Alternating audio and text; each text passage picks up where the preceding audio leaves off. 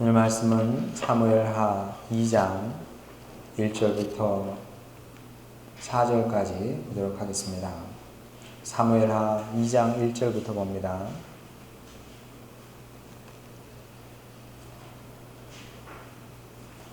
제가 봉독합니다.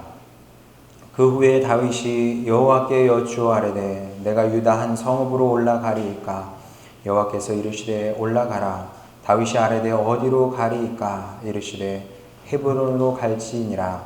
다윗이 그의 두 아내 이스라엘 여인 아히노암과 갈멜 사람 나발의 아내였던 아비가일을 데리고 그리로 올라갈 때에 또 자기와 함께한 추종자들과 그들의 가족들을 다윗이 다 데리고 올라가서 헤브론 각 성읍에 살게 하니라.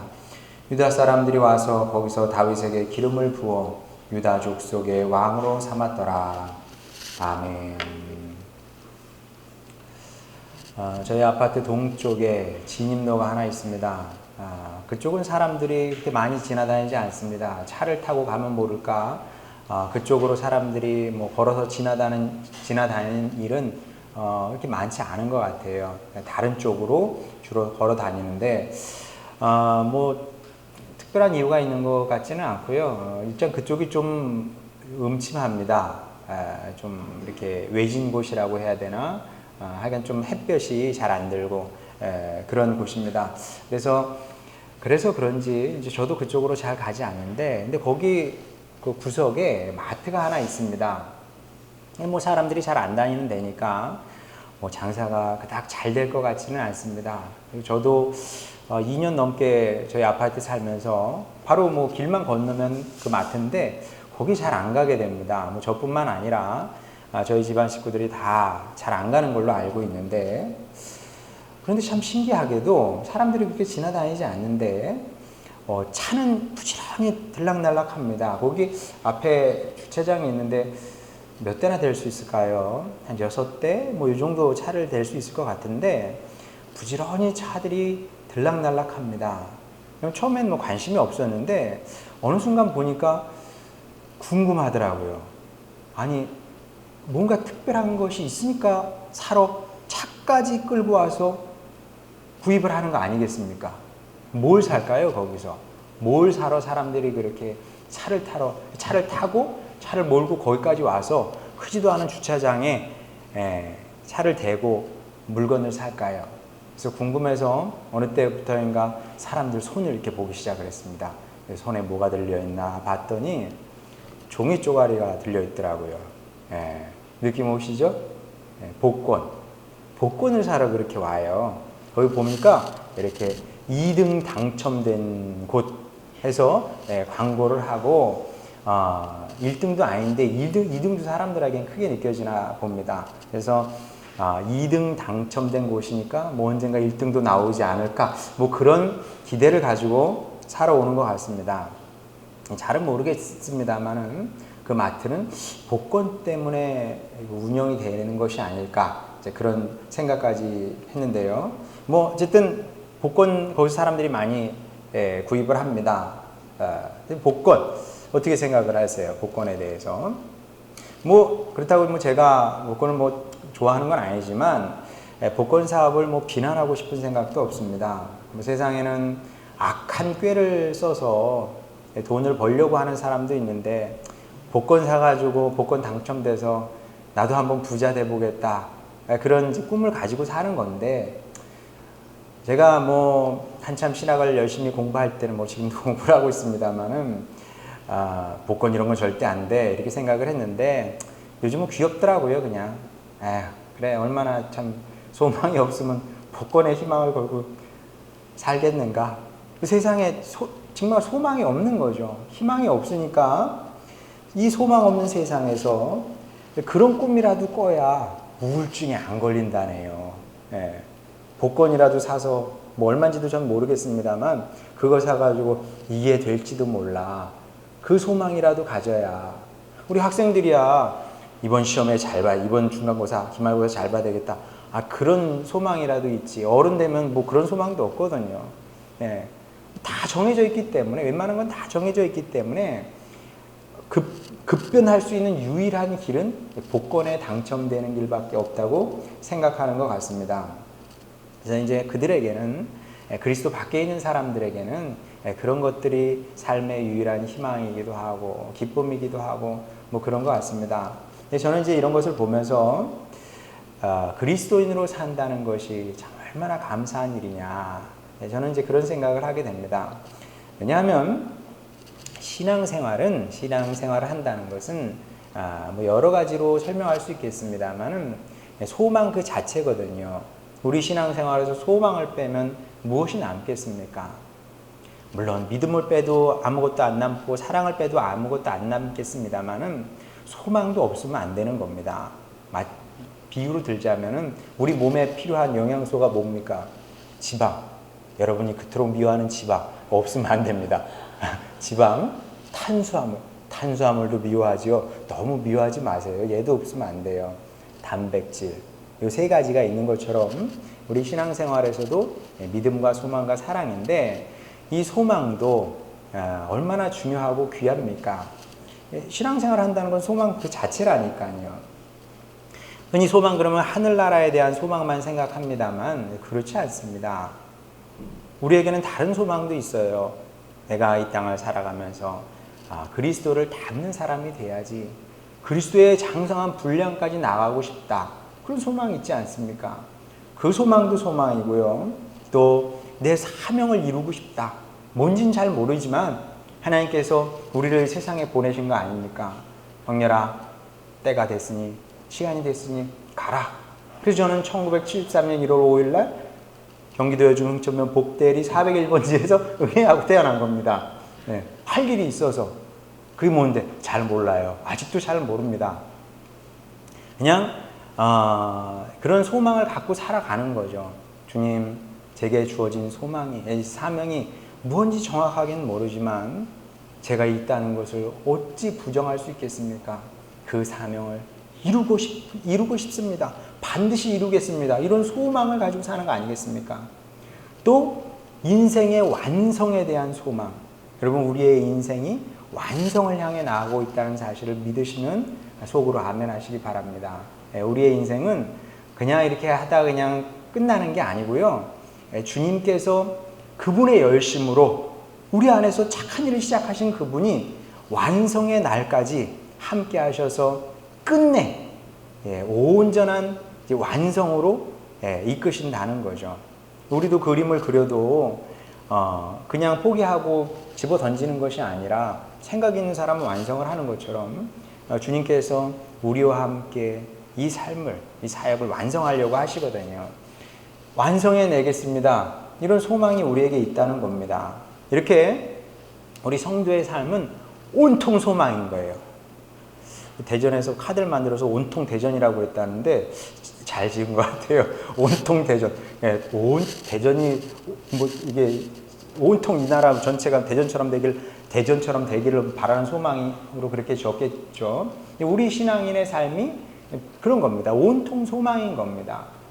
이 소망이 있기 때문에 삶에 활력이 있는 것이고, 또 소망이 있기 때문에 힘이 들고 어렵죠. 산다는 건 늘 도전이 있는 것이고 또 위기가 있는 건데, 그 도전과 위기 속에서도 우리가 좌절하지 않고 포기하지 않고 계속 주님의 길을 걸어갈 수 있는 이 힘이 여기에 있는 겁니다. 자, 그러면 우리의 소망은, 하나님께서 우리에게 계속 소망을 주신다 그러거든요. 소망을 주시는데 이 소망이 어떻게 이루어지느냐? 소망은 이루어지게 되어 있습니다. 하나님께서 우리에게 주신 소망은 그것이 무엇이 됐든 이루어지게 되어 있는데, 그럼 이제 어떻게 성취되느냐? 자, 근데 이 소망의 성취, 꿈의 성취 그러면 대부분의 경우 사람들이 극적인 것을 자꾸 생각을 합니다. 뭐 기적적인 것, 극적인 반전 이런 것을 생각을 한다는 거죠. 복권 당첨되는 것처럼 그렇게 생각을 합니다. 이런 그 인생 역전에 대한 그 열망이 이 사람의 마음에 깊이 새겨져 있는 것 같습니다. 그런 것 같아요. 정말 이 병인데 이 빨리 버려야 되거든요, 사실은. 근데 이 병이 사람들 마음속에 깊이 새겨져 있는 것 같습니다. 어떻게 할까요, 여러분? 복권만 가지고 얘기하는 게 아닙니다. 복권도 그 중에 하나지만 뭐 복권뿐만 아니라 그런 사행사업이 대단하지 않습니까? 그것을 통해서 어떻게든 바꿔보겠다, 한 번에 바꿔보겠다, 그런 생각이 사람들 마음속에 있는데 그것만 증거가 아니라 또 다른 증거도 있습니다. 어떤 증거요? 우리 긴 시간 동안 사람들에게 사랑받아온 이야기들이 있지 않습니까? 동서고금을 막론하고 비슷한 패턴이 발견이 되는 것을 우리가 확인할 수 있습니다. 자, 뭐 심청전, 흥부전, 신데렐라, 백설공주 다 어때요? 한 번에 그냥 확 바뀌어버리지 않습니까? 그냥 한순간에 뒤집혀 버립니다. 그 한순간에 팔자가 펴진다 그러죠? 그렇게 되는 이야기를 그리고 있다는 겁니다. 자, 무슨 얘기를 하고 싶은지는 제가 알겠어요. 그리고 이해도 됩니다. 이해도 돼요. 그리고 그 이야기를 만든 사람들의 동기가 순수하고 착하다는 것도 제가 알겠습니다. 그런데 백성을 호도할 수도 있다는 것을 깊이 생각하지 못했던 것 같기도 합니다. 삶에 큰 도움이 되지 않습니다. 그런 이야기는. 미안한 얘기지만 그런 이야기가 현실의 삶에서 큰 도움이 되지 않습니다. 왜 그럴까요? 우리 인생사가 그렇게 단순하지 않거든요. 인생사가 그렇게 단순하지 않습니다. 성경만 봐도요. 자, 신명기에서는 굉장히 분명합니다. 하나님의 말씀 따라 사는 사람은 들어와도 복을 받고 나가도 복을 받는 거죠. 자, 그런데 신명기가 먼저 쓰여졌고요. 그리고 욥기는 나중에 쓰여졌습니다. 그러니까 욥기의 고민은 뭐예요? 욥의 고민은 뭡니까? 내가 착하게 살았거든? 신명기 말씀에 기록된 대로 산 거야, 나는. 그랬더니 뭐가 찾아왔어요? 고난이 닥쳐왔거든요. 야, 그럼 도대체 이걸 어떻게 설명을 해야 되느냐? 자, 그러면 갈등이 생기죠. 야, 그럼 뭘 어떻게 우리는 받아들여야 돼? 신명기 말씀이 틀린 거야? 아니요. 신명기 말씀이 맞죠, 당연히. 궁극적으로 하나님의 말씀을 따라 살게 되면 당연히 복을 받죠. 복을 받는데 과연 어떤 복이냐? 어떤 복이냐? 어떤 복이냐를 욥이 이야기하고 있는 겁니다. 욥의 핵심은 무엇이냐면 내가 하나님의 말씀을 따라 살았더니 물질적인 풍족함이 내게 임하더라. 그 얘기를 하고 싶은 것이 아니에요. 그것이 아니라 욥은 전혀 다른 차원의 복을 이야기하고 있는 거죠. 그게 복이 뭡니까? 그 얘기를 하자면 또 긴 겁니다. 꽤 긴 건데 길기 때문에 이 시간에 다 설명할 수는 없는 건데 어쨌든 분명한 것은 무엇이냐면 성경도 인정하는 바입니다. 우리의 삶이 그렇게 단순하지 않다. A를 집어넣으면 B가 나오고 인생이 다 그런 게 아니라는 겁니다. 아니, 예수님의 12 제자들이 알았겠어요? 예수님께서 십자가에 달려 돌아가실 것이라는 것을. 그들도 생각이 있었어요. 이렇게 착착착착 진행이 되면 예수님께서 만왕의 왕으로 등극하셔서 저 로마 제국을 물리치고 그리고 이스라엘의 왕이 돼서 세계의 평화를 이스라엘이 온 땅을 다스리는 그런 나라가 오겠다 이렇게 생각을 했거든요. 그러니까 하나님이 생각하신 복은 다른 방식의 복 아니겠습니까? 그런 거죠, 말하자면. 이런 것들을 우리가 어떻게 다 한꺼번에 다 생각하고 다 이렇게 품고 살 수 있겠습니까? 이 삶이 그렇게 단순하지 않거든요. 홍길동이에요. 흥부전 여러분 보세요. 흥부가 이제 제비가 떨어지니까 고쳐주지 않습니까? 여러분도 한번 해보세요.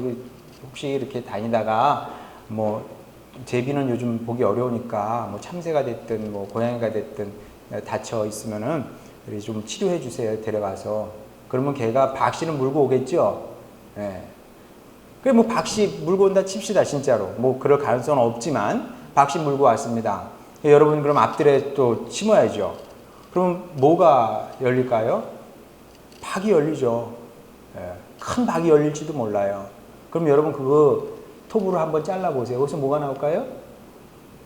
금은보화가 나오겠지, 주화야.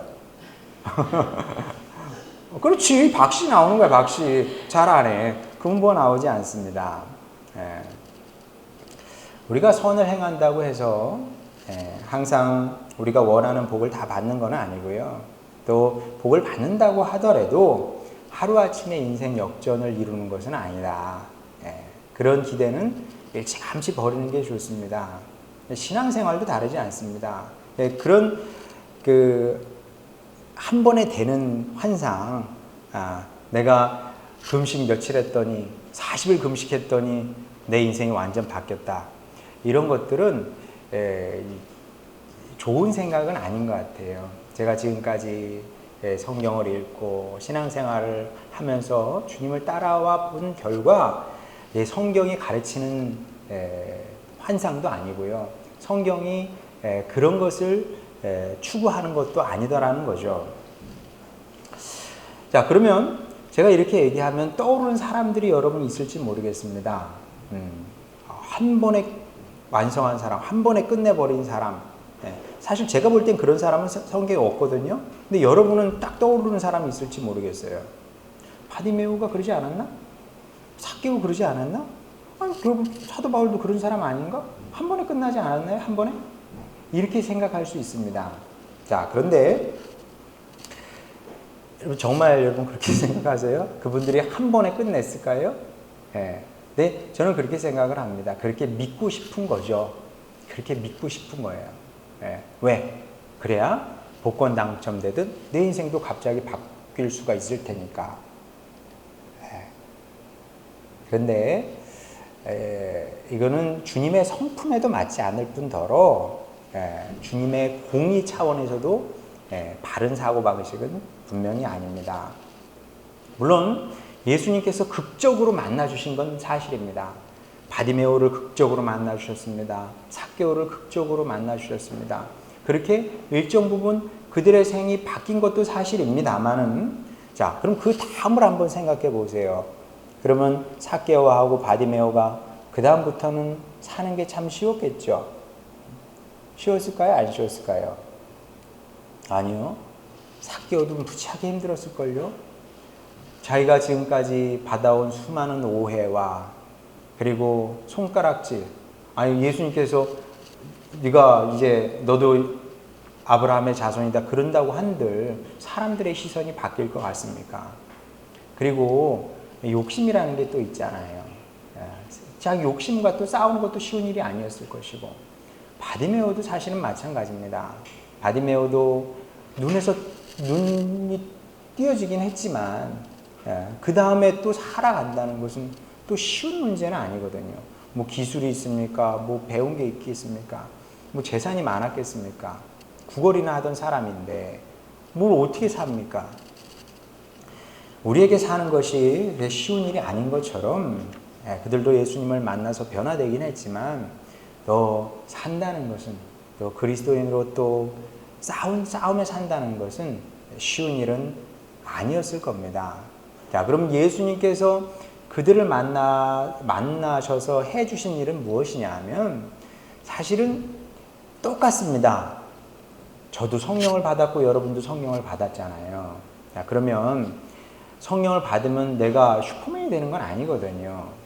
무슨 변화가 생기든가요? 여러분, 무슨 변화가? 새로 시작할 수 있게끔 해주시는 겁니다. 새로 시작할 수 있게끔. 삭개오가 나도 하나님의 사랑을 입은 사람이구나. 내가 이제 신앙생활 주님 앞에 바로 해야지 새로 시작할 수 있게 됐던 거고요. 바디메오도 사실은 마찬가지입니다. 얼마나 질문이 많았겠어요. 저주받은 인생부터 시작해서 내가 무슨 죄가 많아서 이렇게 된 걸까? 생각이 얼마나 많았겠습니까? 하나님과 화해된 삶을 살 수가 없는 거예요. 사회와 화해된 삶을 살 수가 없는 겁니다.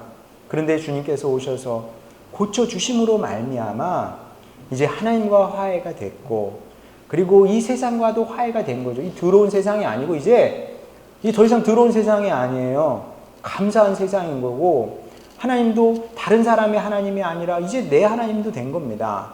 새로 시작할 수 있게끔 해 주신 거죠. 그러면 그들이 그들의 인생의 완성은 어떻게 이룹니까? 예, 그 다음부터 이제 평생의 수고를 통해서 천천히 완성되었을 거라고 저는 생각을 합니다. 우리가 천국 가게 되면 수많은 우리 신앙 선조들의 삶을 되돌려 볼 수 있는 시간이 있을 겁니다. 물론 뭐 그때는 다 완성이 끝난 상태이기 때문에 큰 도움은 안 되겠지만 그런 감동은 있을 거예요. 아, 나처럼 이분들도 동일한 싸움을 하면서 그렇게 완성을 이루었구나. 다르지 않습니다. 그럼 다윗은 다르냐? 다윗도 사실은 마찬가지입니다. 보다시피 다윗의 인생에 엄청난 기적이나 반전이 밥 먹듯이 일어난 것은 아닙니다. 제가 처음에 강조했던 것처럼 이건 제 얘기 아니라 유진 피터슨 목사님의 얘기 아닙니까? 다윗의 삶을 그분이 정리를 하면서 현실에 뿌리 박은 영성 책 있잖아요. 그 책에서 유진 피터슨 목사님이 자기가 평생 다윗을 연구하면서 발견한 중요한 사실 중에 하나가 그의 인생엔 기적이 한 번도 없었다. 기적이 정말 한 번도 없었어요. 골리앗을 이긴 건 기적 아닙니까? 아니, 다윗이 나가서 싸워서 이긴 거지 기적이 일어난 건 아니죠. 기적은 병이 들었는데 낫는다든지 뭐 아니면 정말 예수님 말씀하신 것처럼 산을 옮긴다든지 뭐 그런 게 기적인 거지. 물 위를 걷는다든지 그런 일들이 다윗의 인생에서는 한 번도 없었거든요. 오히려 어려움이 훨씬 더 많았습니다. 뿐만 아니라 누구에게나 일어날 법한 아니면은 뭐 일어나기 어려운 정말 좋지 않은 일까지 다윗의 인생에 얼마나 많이 일어났습니까? 그래서 이 삶의 완성으로 나아가기는 사실은 굉장히 좋지 않은 환경의 삶을 산 사람이었습니다. 그럼에도 불구하고 그 모든 역경을 뚫고 결국 완성으로 지금 나아가고 있는 거거든요. 다윗의 삶이 완성으로 나아가고 있는 겁니다. 그러면 도대체 무엇이 이 완성을 가능하게 했느냐? 다윗의 삶을 이렇게 분석해 보게 되면 뚜렷한 차이점이 발견이 됩니다. 보통 사람들에게서는 보기 어려운, 보통 신앙인에게서 보기 어려운 그런 차이점이 발견이 된다는 거죠. 가장 중요한 것은 제가 지난번에도 한번 말씀을 드렸는데 다윗은 하나님을 굉장히 소중히 여기는 사람이었다. 쉽게 얘기하면 그렇습니다. 하나님이 1등인 거죠. 근데 이게 여러분 생각보다 굉장히 어렵습니다. 저도 이게 말로 1등이라고 그러는데 여러분도 한번 집에 가서 이게 마음에 손을 얹고 한번 곰곰이 생각해 보세요. 내 인생의 1등이 도대체 뭐냐? 하나님을 1등으로 모시고 사는 사람은 그렇게 많지 않은 것 같아요. 모르죠. 제가 누구인데 당신 인생에서 1등이 누구냐 물어볼 수도 없는 노릇이고, 그리고 내가 본다고 해가지고 뭐 알겠습니까? 그거는 마음속 깊이 있는 것이기 때문에 어떻게 볼 수도 없고 평가할 수도 없는 일이지만 확실한 것은 그런 경우가 그렇게 많은 것 같지는 않다. 근데 다윗은 이게 아주 분명한 사람이었다는 겁니다. 하나님이 자기 삶의 1등이었습니다. 모든 결정을 할 때 하나님을 먼저 앞세우고 결정하는 사람이었고, 행동할 때도 그렇게 하는 사람이었다는 겁니다.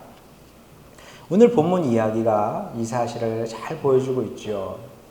이미 대세는 다윗에게 확실히 기운 상태였습니다. 사울 죽었습니다. 그리고 세자라고 할 수 있는 요나단도 죽었습니다. 자, 그러면 이 정도 되면 정변을 일으키면 사실은 게임 끝나는 상황이었습니다. 여러 가지 현실이 그랬는데 일단 중요한 게 정당성이 아니에요. 정당성. 근데 정당성을 이야기할 수 있는 유일한 사람이 다윗이었습니다. 이미 사무엘이 왕으로 기름 부은 상태였고요. 그리고 자기를 따르는 사람들도 있었고, 세력은 규합하면 되는 거거든요. 그러니까 얼마든지 머리를 쓰면 이제 이스라엘의 왕이 될 수 있는 그런 절호의 찬스가 온 겁니다. 그런데 이 상황에서 사실 이제 새로운 국호를 선포해도 되는 상황이었는데 다윗은 서두르지 않고 하나님께 묻고 있는 거죠. 예. 이게 머리가 돌아가는 사람 같으면 행동을 하면 됐을 것을 행동하지 않고 하나님께 묻습니다. 예. 한번 보세요. 우리 정말 그런가.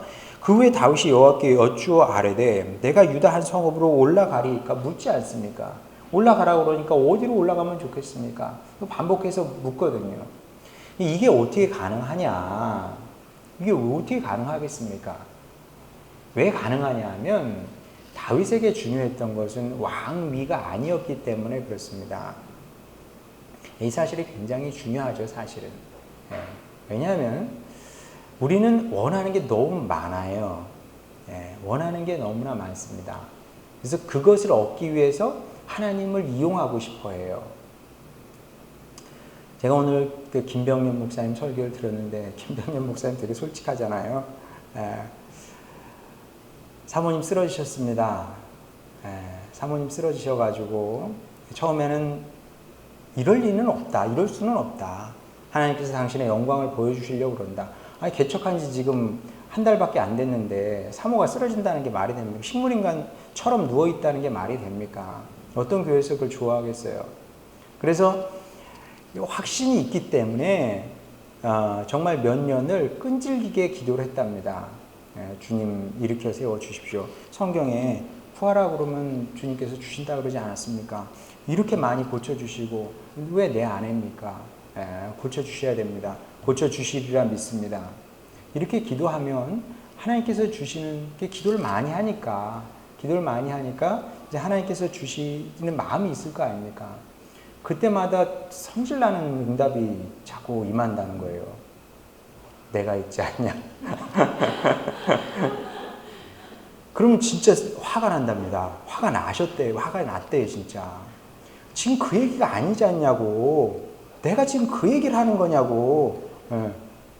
그게 아니라 그 줄다리기를 몇 년을 하셨다고 그러더라고요. 이제 어느 순간 그걸 이제 알아가는 거죠. 신앙생활이라는 게 그런 것 같습니다. 어느 순간 소중한 것이 무엇인지 알아가는 거죠.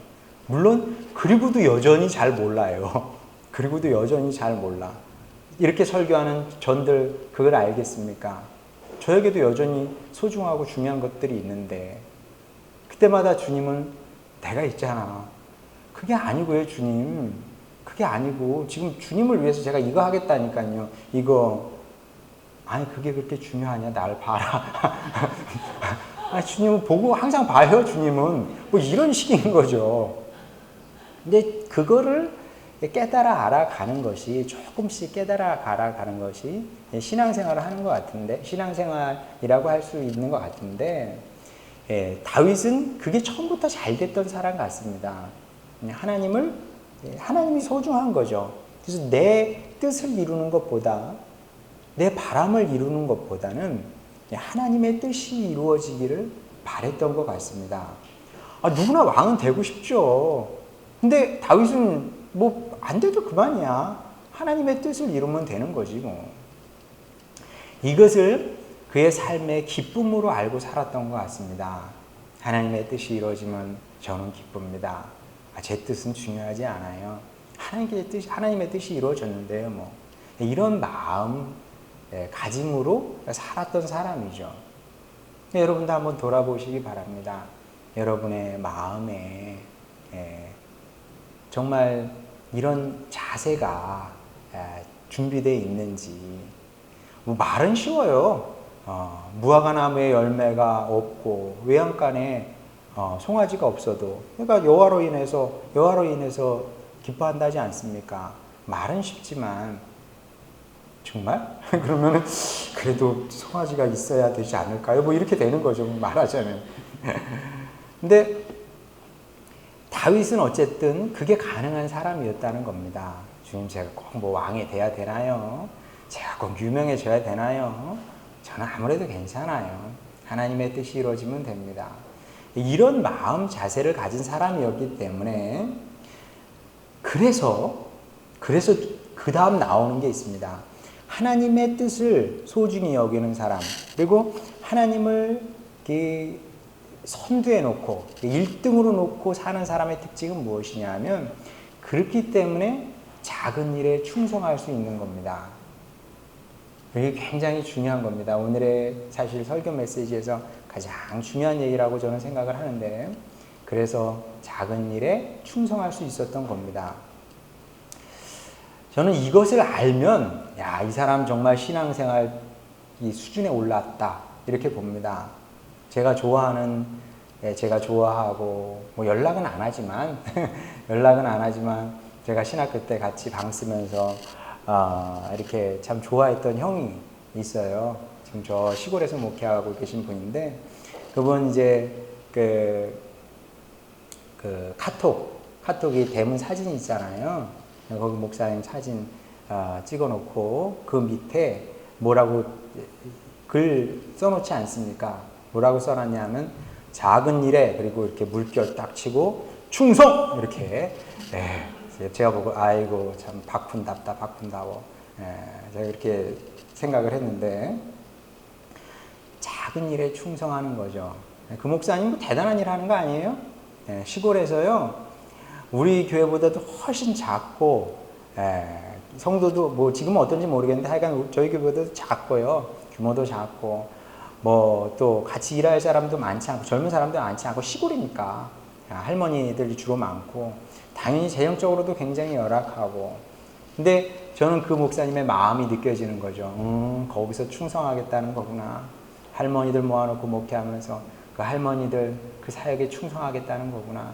그 아이들 거기 또 시골이니까 이렇게 부모가 자기 부모한테 이렇게 버리다시피 해놓고 떠나간 그런 부모가 떠나가서 이제 할머니 할아버지들하고 자라는 아이들도 많다 그랬거든요. 그 사역에 충성하겠다는 얘기구나. 아무도 보지도 않는 것, 관심도 없는 일 해봐야 아무것도 뭐 사실 득이 될 것도 없고 힘만 든 일, 그 일에 충성하겠다는 얘기군 느낌이 딱 오더라고요. 네, 여러분, 하나님의 사람은 그런 거예요. 무슨 큰 일을 그렇게 하려고 그래요.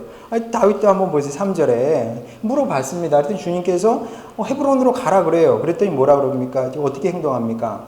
또 자기와 함께한 추종자들과 그들의 가족들을 다윗이 다 데리고 올라가서 헤브론 각 성읍에 살게 하니라. 사실 굉장히 순진한 행동이거든요. 지금 이때는 역사적 격동기였습니다. 격변기였어요. 자, 그래서 사소한 결정 하나로 다윗의 운명과 이스라엘의 미래가 바뀔 수 있는 그런 상황이었거든요. 여기서 이제 이 정치적인 야망이 있는 사람은 야망의 사람은 머리가 팍팍 돌아갑니다. 그래서 내가 여기서 어떤 결정을 해야 되는지 딱 답이 나오는 겁니다. 답이 나와서 그대로 해야 되는데 이게 얼마나 순진합니까? 3절 말씀에도 보면 이 격변의 시기에 헤브론의 각 성읍에 살게 하니라. 아니 여러분 거기 살면 안 되죠. 올라갔으면 뭐 군사훈련이라든 하든 뭘 해야 되는데 주님께서 올라가서 살아라 그러니까 그냥 네 그러고 가서 산다는 겁니다. 이게 어떻게 상식적으로 가능한 일입니까? 그동안 10년 동안 그렇게 고통을 당하면서 이 사람에 대해서 배웠고 정치에 대해서 배웠는데도 그럼에도 불구하고 이 다윗이 현실적으로 생각하지 않고 주님 말씀하시니까 네 하고 올라간 거 아닙니까? 올라가서 주님 말씀 따라 자기 부하들하고 같이 살았다는 얘기 아니겠습니까? 이럴 수 있었던 이유는 다시 말씀드리지만 다윗에게 그 어떤 것보다 하나님이 중요했기 때문이었고 하나님이 중요했기 때문에 주님께서 말씀하시면 그게 아무리 사소하고 무가치한 일이어도 시간 낭비처럼 보이는 일일지라도 그 일에 충성하고 싶었던 겁니다. 그렇게 충성한 거예요. 작은 일에 충성한 겁니다. 다윗의 삶이 그거예요. 다윗의 삶은 간단합니다. 늘 하나님과 동행했고요.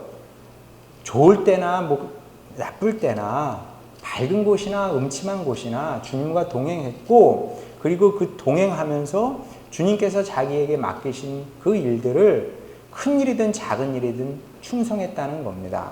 자, 그랬더니 하나님께서 어떻게 일하십니까? 4절 보면 유다 사람들이 와서 거기서 다윗에게 기름을 부어 유다 족속의 왕으로 삼았더라. 뭐 어떤 정치적인 행동을 한 게 아닙니다. 무슨 자기가 이력서를 써가지고 어디다 제출한 것도 아니에요.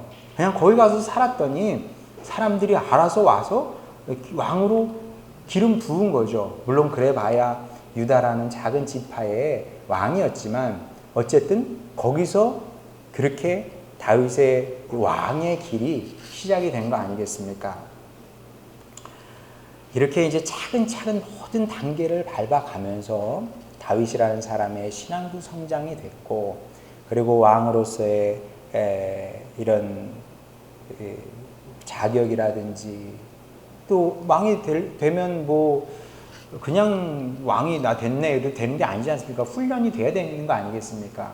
이런 식으로 이제 훈련도 받고 그랬던 것을 보게 되는데, 그렇기 때문에 우리도 이 세상을 살아가는 날 동안에 하나님께서 전지전능하신 분이지만 너무 거기에 기대를 갖고 기적적인 것, 또 극적인 것, 이런 것을 너무 바라면서 살면 안 된다는 거죠. 한 번에 이루겠다는 환상도 버려야 됩니다. 여러분, 제가 그런 환상을 갖고 산다고 생각을 해보세요. 어느 날인가 어떤 기업인이 우리 교회를 찾아와서, 아니면 저에게 전화를 해서 김성열 목사님이십니까? 제가 밤에 꿈을 꿨는데 목사님 전화번호가 꿈에 나타났고 전화해서 교회 하나 저 드리라고, 뭐 얼마 정도 필요하십니까? 한 500억이면 되겠습니까? 예. 이런 걸 제가 기대를 하겠습니까? 그럼 제가 뭐라 그래야 될까요, 여러분? 장담 못 하겠는데 일단 거절하는 걸로. 일단 거절하는 걸로. 예. 그래서 500억짜리 교회를 지으면 뭐 그게 뭘 좋겠습니까? 예. 그래서 사람들이 몰려오면 뭐 좋겠어요. 그런 환상은 버리는 것이 좋다. 물론 우리가 주님의 길을 걷다 보면 기적이 일어날 수 있죠, 당연히. 기적이 일어날 수 있지만 그것은 이제 하나님의 영역인 겁니다. 하나님의 영역은 하나님의 주권에 달린 문제이기 때문에 이제 하나님께 맡겨드리고 우리는 다윗처럼 하면 되는 겁니다. 다윗이 어떻게 했다고요? 하나님과 동행하는 거. 창세기부터 요한계시록에 굉장히 중요한 개념 중에 하나가 무엇이냐면 히브리 말로는 다바흐라는 이 단어인데, 이게 들러붙다라는 뜻이에요. 들러붙어서 하나가 되다. 창세기에 처음 나오는 곳이 어디냐면 남자와 여자가 만나서 하나가 된다 그러죠. 그게 다바흐입니다. 하나가 들러붙어가지고 하나가 되는 거죠. 근데 그 다음에 이제 계속 다바흐라는 단어가 그 구약 성경에 나오는데, 그게 어떤 맥락이냐면 하나님께서 이스라엘 백성들에게 요구를 하시잖아요. 너희는 나를 가까이 하고, 그리고 우리가 이제 떨어질 수 없게끔 풀로 붙이는 것처럼 가까워져야 된다. 나를 바라고 나를 가까이 해라. 이런 표현, 이런 말씀이 나오는데 그게 이제 다바흐입니다. 그리고 예레미야에 보면 더 확실한 비유로 말씀하시죠. 하나님께서 그런 말씀을 하십니다. 얘들아, 속옷이 사람 몸에 딱 붙어 있는 것처럼 그렇게 너희와 나도 하나로 붙어 있는 거야. 이런 비유의 말씀을 하시거든요. 그런 겁니다. 다윗의 길을 간다는 것은 우리가 늘 그렇게 주님과 가까이 하고 주님과 동행하면서, 그리고 그분이 우리에게 시시때때로 주시는 이런 과제가 있어요. 그 과제는 제가 굳이 얘기하지 않아도 여러분이 잘 압니다. 그럼 그 과제라는 게 뭘까요, 여러분? 근사한 거겠죠? 뭐 좀 속된 말로 뽀대나는 거겠죠, 여러분? 그런 거 별로 없어요. 제가 좋아하는 목사님, 작은 일에 충성, 그분이 뭔 일에 충성하겠어요? 말씀드렸던 그런 일입니다. 할머니 사역. 할머니 사역 어려워요. 걸핏하면 전화해가지고 목사님 TV 안 나와, 테레비 안 나와요. 그럼 뭐 어디 빠져 있는 거죠, 뭐. 목사님 세탁기가 안 돌아가요. 가보면 뭐 이제 모래 막 차 있기도 하고 뭐 그런 거죠, 뭐. 그리고 할머니 할아버지하고 사는 아이들이 뭘 요구하겠습니까? 와가지고 라면 끓여달라고 그러고 뭐 그런 거겠죠, 뭐. 예. 그런 일에 충성하는 겁니다. 근데 모든 하나님의 사람들이 다 그랬어요. 모든 하나님의 사람들이 다 그랬습니다. 아브라함이 무슨 대단한 일 했게요? 예. 믿음으로 가나안 땅 간 겁니다. 아무도 안 알아줬어요. 예. 노아 뭐 대단한 일 했습니까? 미친 짓 했지요. 예. 저 높은 산에 올라가가지고 방주 지은 거 아닙니까? 몇 년에 걸쳐서 만들었을까요? 방주를. 예. 지나다니면서 사람들이 미쳤다 그랬겠죠. 예. 근데 그 충성되게 그 일을 한 겁니다. 자, 다윗도 마찬가지인데 이런 식으로 살았습니다. 그때 하나님께서 뭐라 그러세요? 내 마음에 합한 자다. 그렇게 인정하신 거 아닙니까? 하나님 마음에 합한 사람, 세상에 이거보다 더 큰 영예는 없는 겁니다. 사람들은 그래요. 그래서 다윗이 왕이 됐다고요. 아니, 다윗은 왕에 관심이 없었다니까요.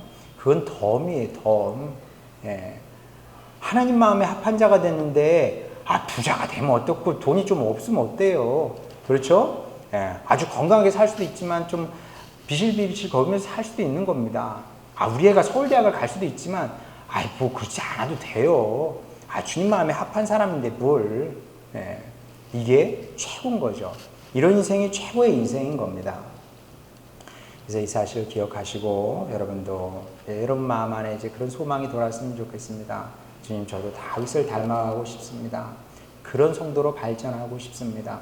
그래서 최고의 영예에 이르는 거죠. 주님 나라에 섰을 때 주님께서 여러 가지 말씀으로 우리를 칭찬해 주셨으면 좋겠는데 그 중에 우리가 탐내야 되는 것이 바로 이것입니다. 내 마음에 합한 자라. 꼭 이런 성도가 됐으면 좋겠고요. 그래서 눈에 보이는 기적이 별로 없어도 중요하지 않아요. 기적이 일어나도 되고 안 일어나도 되고 그런 기적이 없더라도 가장 놀라운 기적의 인생 만들 수 있습니다. 하나님 마음에 합한 그런 놀라운 기적의 인생을, 완벽한 인생을, 완성된 인생을 만들어내는 여러분 모두가 되시기를 주님의 이름으로 축원합니다.